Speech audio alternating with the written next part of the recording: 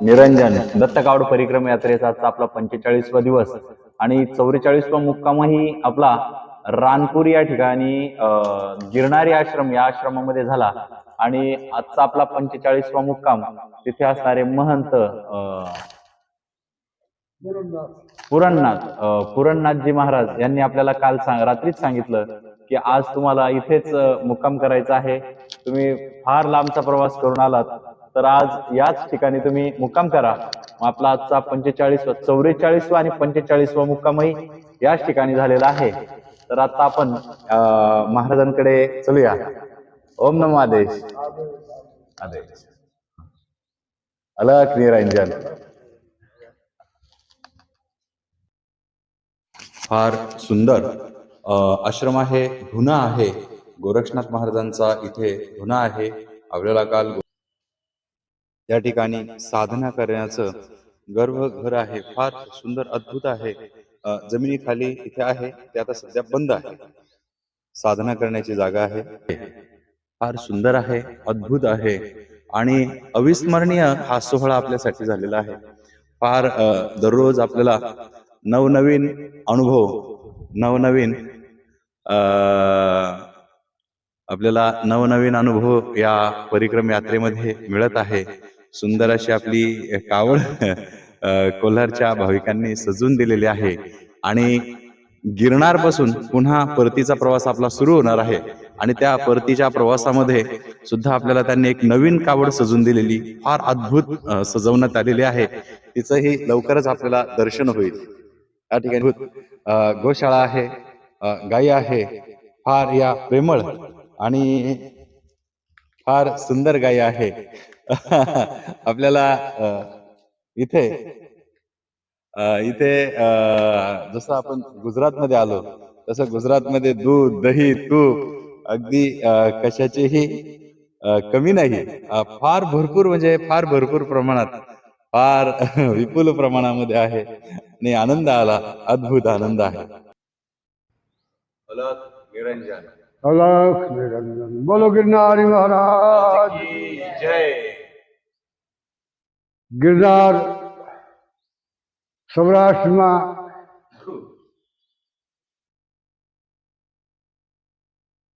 એક મોટું યાત્રાનું ધામ ગણાય. ગિરનાર ગુપ્ત ગિરનાર, ગેદી ગિરનાર કહેવામાં આવે છે અહીંની ભાષામાં. ગેદી ગિરનાર એટલે જે દેખાય છે એથી બીજું અંદર જુદું છે. જે દેખાય છે એટલું નહીં, ये सिवाय अंदर बीजू गुप्त वस्तु है, એટલે गेदी गिरनार कहेવામાં આવે. मतलब जो बाहर से दिखता है उसके अंदर भी गिरनार है. એટલે गिरनार का जो महत्व है वो गुप्त है, वो जो नजर से नहीं दिखता है. मतलब जे गिरनारचं महत्व आहे ते गुप्त आहे, ते उघड्या डोळ्यांनी दिसणार नाहीये. मतलब खुली आंखों से दिखने वाला नहीं है. हाँ, खुली आंखों दिखने वाला नहीं. और कल देखा वो आज वहाँ नहीं होता है. अच्छा, हर रोज नया होता है. हाँ, तो आप कल देख के गए यहाँ गुफा है तो कल फिर दूसरे दिन आओगे तो वहाँ कुछ नहीं होगा. ऐसा गिरनार है. ऐसा गिरनार. हाँ, इसलिए कुछ बातें मैं करता हूँ.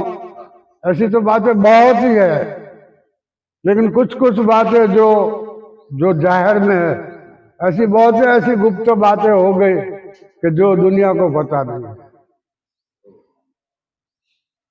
जैसे एक यात्रा, आप भी यात्रा कर रहे हो, ऐसे एक यात्रा का संघ,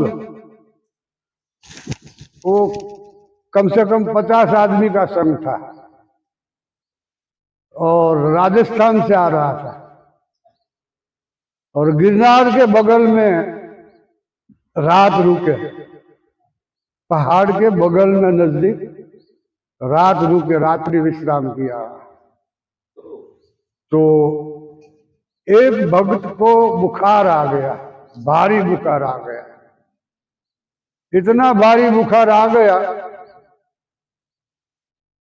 कि वो बोला कि मैं अब चल नहीं सकूंगा, मैं यहाँ अब चल नहीं सकूंगा आगे. इसलिए संघ वाले को बोला कि मुझे यहीं छोड़ दो और आप चले जाओ. क्योंकि मैं कोई चल सकूंगा नहीं। तो संघ वाले बोले कि ऐसा थोड़ा छोड़ा जाता है, अनजान जगह है, कहाँ तुम जाओगे। तो वो भगत थोड़ा झूठ बोला कि मैं वापस चला जाऊंगा घर, और आप लोग को परेशान नहीं करूं, आप चले जाओ। तो वो संघ वाला बोले कि एक दिन यहाँ रुक जाए, हम तेरे को अच्छा हो जाए तो साथ में चले।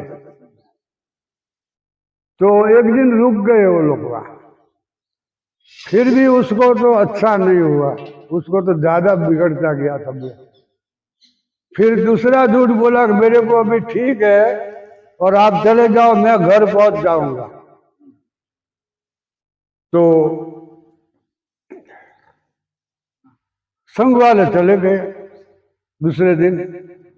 फिर वो भगत को सोचा कि मैं सुबह तक मैं मर जाऊंगा, अब जिंदा नहीं रहूंगा, इसलिए वो लोग को चला दिया, अब तो मैं मर ही जाने वाला हूं। फिर वो थोड़ा पहाड़ में थोड़ा धीरे धीरे आगे जाके तो थोड़ी सी गुफा आई, तो 8-10 फुट, वो अंदर घुस गया, वहां सो गया। फिर उसने ऐसा सोचा कि सुबह तक मैं मर ही जाऊंगा, तो वो गुफा में ऐसा लेट गया। रात हुई, तो एक संत आए और इसको पकड़ के अंदर से खींचा बाहर।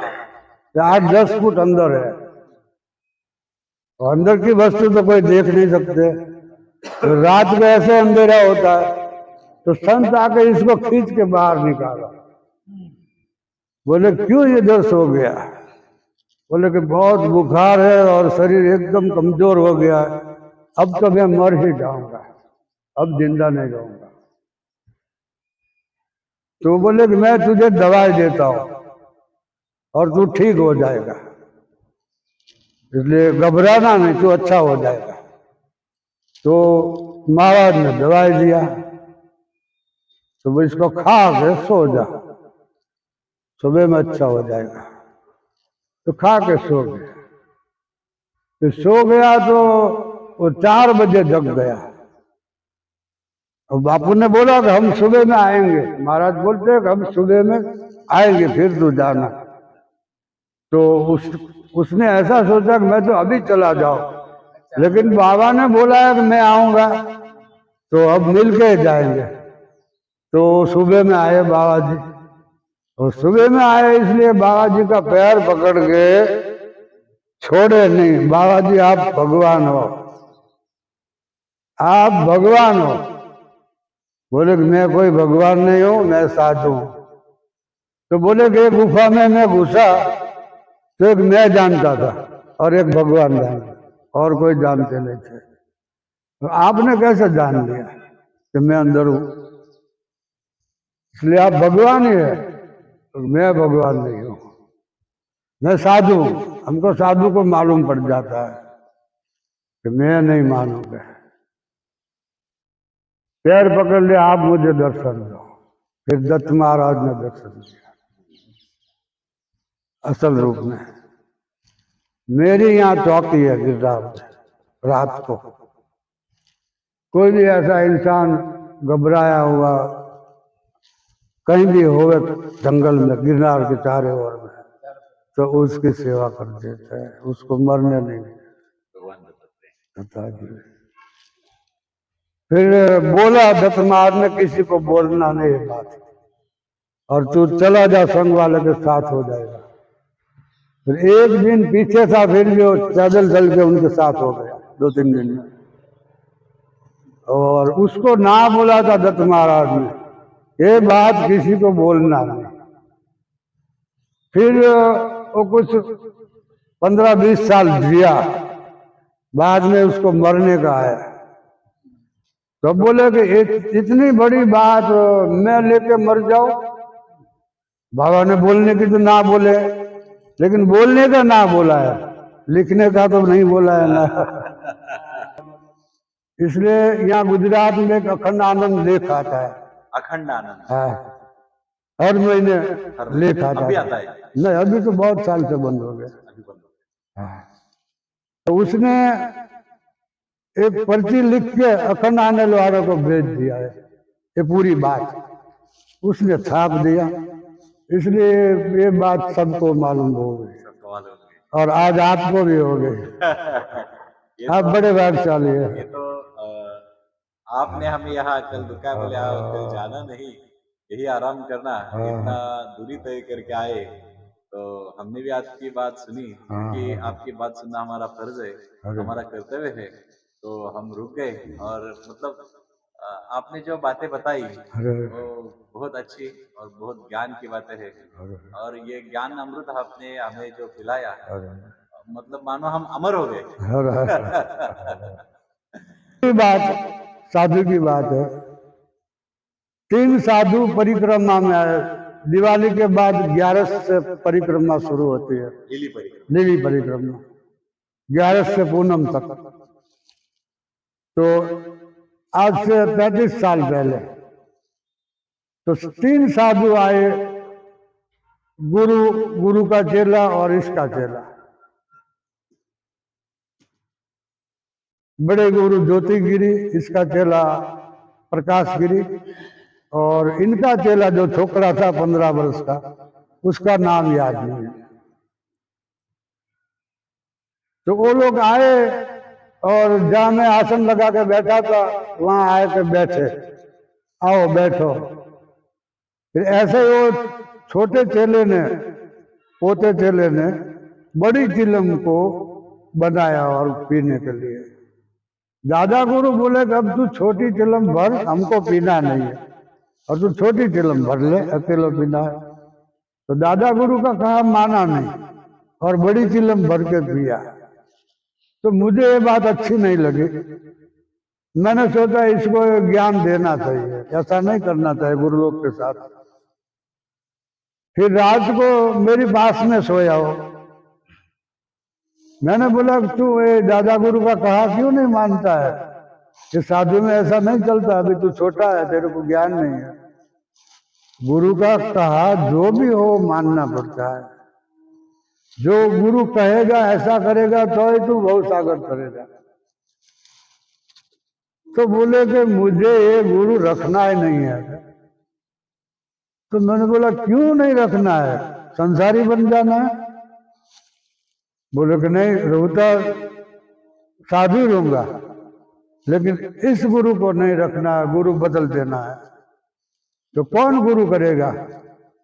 फिर मुझे उसने बात बताई पूरी कि मैं 7 साल की उम्र में साधु बना, चेला बना, और 9 साल की उम्र में अकेला घूमता था।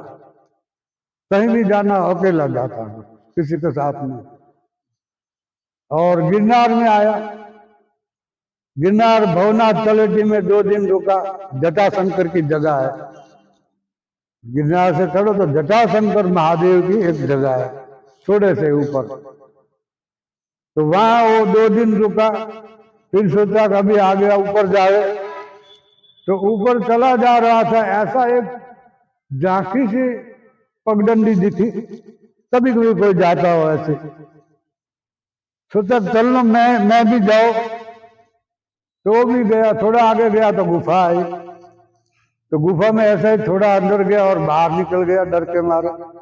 बोले यहाँ तो अंधेरा है, अंधेरा है। फिर हिम्मत आ गई, बोले कि कुछ भी हो जाए ये गुफा पार कर देना है, जहां तक हो वहां तक जाना है।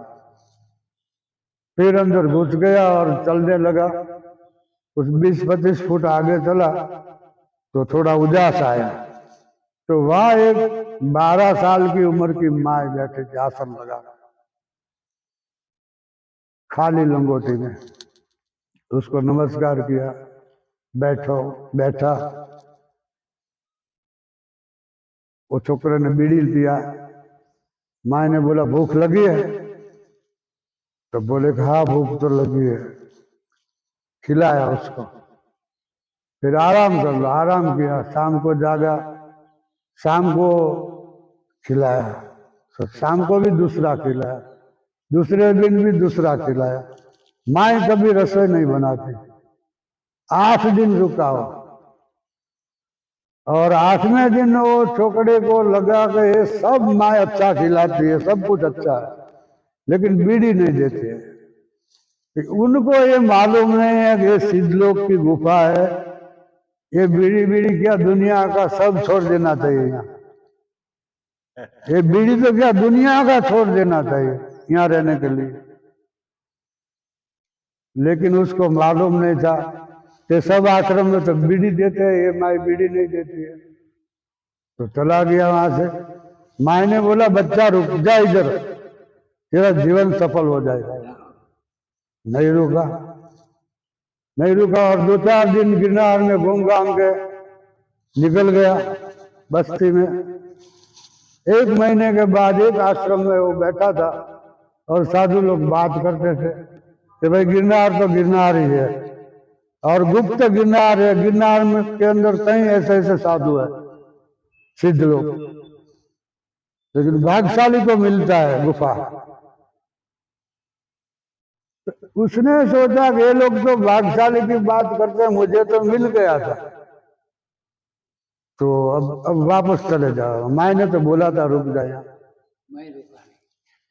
क्योंकि ऐसे संत मिले तो अपना पूरा जीवन पार हो जाता है, अपन भी इनके जैसे हो जाता है, उनके जैसे। फिर 1 महीने के बाद वो गिरनार में आया, और वहीं पर आया, अपनी निशानी सब कुछ है। एक पेड़ था, पेड़ के वहां पत्थर के ऊपर पत्थर, पत्थर के ऊपर पत्थर रख के वो सब निशान है, लेकिन गुफा नहीं है। निशानियां सब है, ये सब है, गुफा नहीं है। सब कुछ यही है, लेकिन गुफा नहीं है। ऐसे 3 बार 2-2, 3-3 साल के बाद आए तो वहां जाए, क्योंकि अभी दिखे तो, अभी दिखे तो। 3 बार गया, नहीं दिखे। अब मैंने बोला अब वो तुझे नहीं मिलेगा, एक बार मिलता है गिरनार में, फिर वो दूसरी बार नहीं मिलता है। तो अब तू उस गुरु को मत छोड़ना, और जो करता है करता रहे, अब वो नहीं मिलेगी मां। हाँ, हो गया। मतलब जो गिरनार में एक बार मिला वो दोबारा नहीं मिलता। हाँ, एक बार मिला उसे ही पकड़ के रखिए। हाँ, अभी आप आए हो, आपका सब कुछ वहां है, लेकिन अगर कोई मिल जाए तो छोड़ना नहीं। वो सब जाने जाने ऐसे कितने अवतार में बहुत कुछ। कभी कभी अपन राजा भी थे, कभी कभी राजा भी थे आप, और कभी कभी प्रजा भी थे, और कभी कभी बड़े बड़े मिल मालिक भी होते, फिर कभी कभी गरीब भी बन जाते, लेकिन वो सब ऐसा होता रहता है।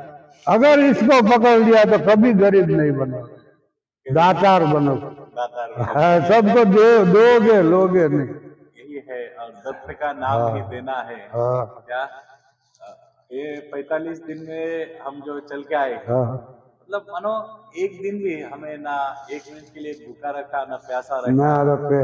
हर जगह, चाहे वो गांव हो, शहर हो या जंगल हो, रास्ता हो, रात को 12 बजे भी अगर प्यास लगी तो कोई ना कोई आके पानी देता है। यही, अरे कोई नहीं होगा तो खुद चला आएगा। वही है, सिर्फ हम नहीं पहचान पाते, यही हमारी मूर्खता है। और आपके भी दर्शन हो गए मानो, यानी हमें दत्त महाराज मिल गए। बस ये आश्रम का नाम भी गिरनार है, और आप भी हमारे लिए दत्त से कोई कम नहीं, आप हमारे दत्त ही हो, इसलिए हम तो इनकी धूली नहीं है। बस आपके दर्शन हो गए और आपका आशीर्वाद मिल गया, यही हमें सब कुछ मिल गया। और आप जो गिरनार जा रहे हो, आप गिरनार जा रहे हो, अभी तक पहुंचे नहीं हो, लेकिन आपको खुद दत्त महाराज मिलेगा, पहचान नहीं पाओगे। वही तो है, आपको मिलेगा, क्योंकि आप पैदल आ रहे हो इसलिए। और जीवन में वही बड़ी बात होती है। सब कुछ मिलते है, वो नहीं मिलता है। दुनिया का सब कुछ मिल सकता है, लेकिन वो तो जब ऐसा परिश्रम करे तब मिलता है, और ऐसा परिश्रम बार बार नहीं होता जिंदगी में, कभी कभी होता है। यही है, वो भाग्यशाली कर सकते हैं। और यही चाहेंगे कि दत्त महाराज हमसे यही पूरी जिंदगी कर ले। हर हर आपकी परिक्रमा सफल हो गई और दत्त महाराज आप तीनों को जरूर मिलेगा, आपको दर्शन देगा, कोई भी रूप में देगा। ओम दत्त महाराज की जय। निरंजन, यह है सुशीला बहन, इन्होंने बहुत अच्छा खाना बनाया और बहुत अच्छा ये आश्रम की सेवा करते हैं। 20 साल से सेवा करते हैं। 20 साल से, हाँ। 20 साल से सेवा करते हैं और इनके बारे में तो हम कुछ क्या कह सकते हैं। मतलब हमें ऐसे लगे कि हमारी माँ हमें यहाँ मिल गई। तो